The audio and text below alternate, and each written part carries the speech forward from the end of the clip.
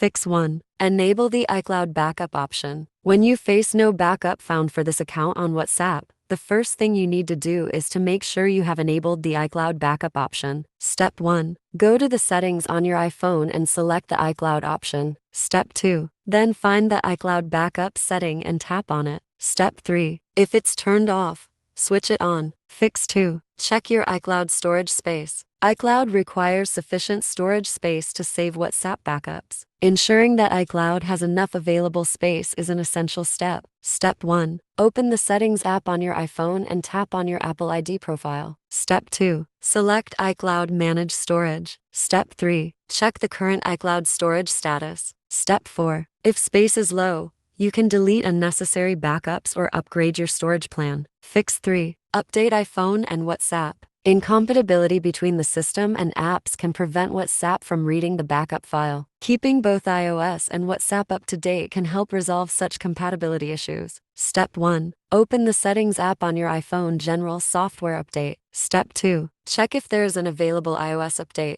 If so, download and install it. Step 3. Go to the App Store, search for WhatsApp, and check if an update is available. Fix 4. Uninstall and reinstall WhatsApp. If there is an issue with the WhatsApp data files or cache conflicts, it may affect the ability to read the backup. Reinstalling WhatsApp can clear corrupted files and allow the app to reload the backup. Step 1. Press and hold the WhatsApp app icon, then select Delete App to uninstall it. Step 2. Go to the App Store, search for WhatsApp, and reinstall it.